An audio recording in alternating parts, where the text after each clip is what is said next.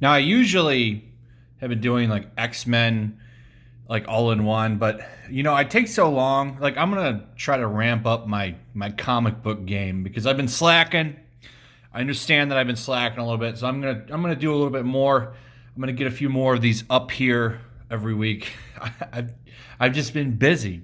It's hard enough to make a bunch of videos for the other channel, and then I've got family life, work life, all of that stuff.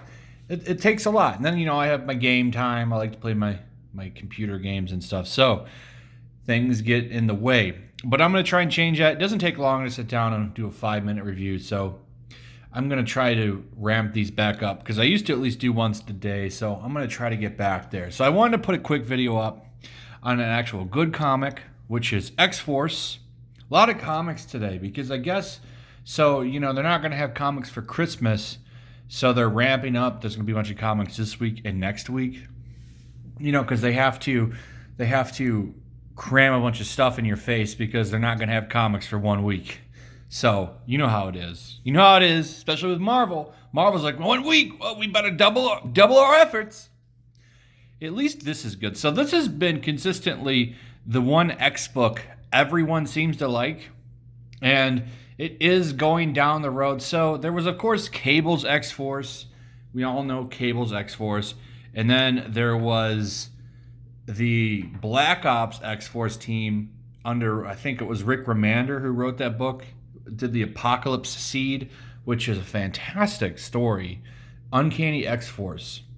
Just check it out. Very, very amazing run. I think they're trying to go back down that road. So a couple things happen in this really brutal book. You have these humans that, of course, hate mutants and are trying to go after Krakoa.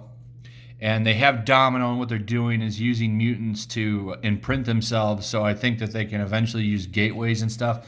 I'm not sure where they're going with it, but they've been taking like organs and skin off mutants and putting them on themselves. It's a really interesting concept, and it's really, really brutal.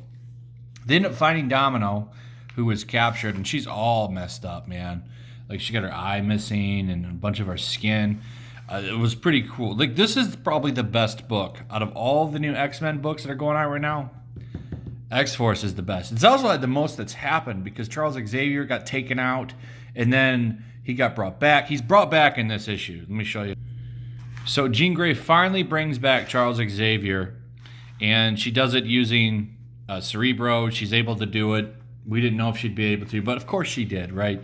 So she brings him back, and that's really pretty much everything in that issue is the fallout from that, and they have Charles come back, and he greets the world because everyone thought that he was assassinated.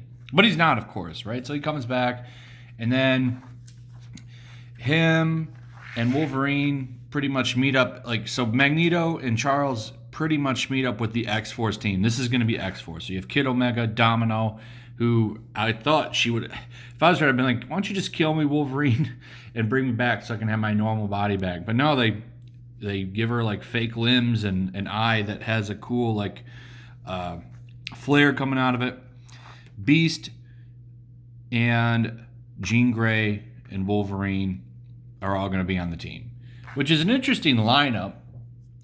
We'll see what happens with it. But nonetheless, this has been a really good book. So this is going to be them doing like Black Ops against this mutie-hating human shadow organization.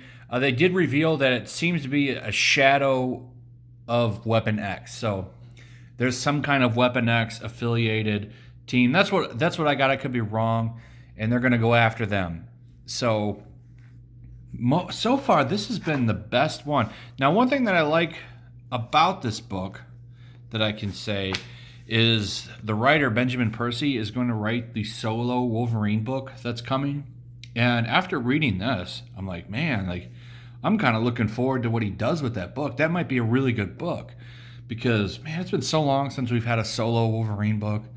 I'm hoping that it's good.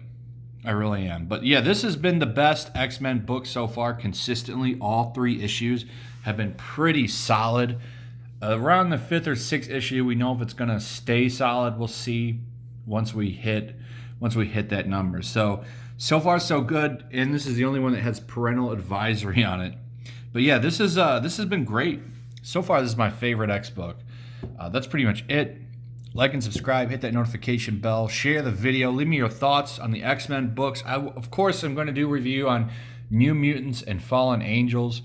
Those will probably be a double review in one, so look for that tomorrow. Then, of course, I'm going to roast some Tom Taylor Spider-Man. Tom Taylor Spider-Man came out. I'm gonna crap all over that book, so that'll be coming. And then there's a few other books I picked up. So that's pretty much it. Remember, like, subscribe, share the video, leave your comments, all that good stuff, and I'll see you guys on the next one. Peace.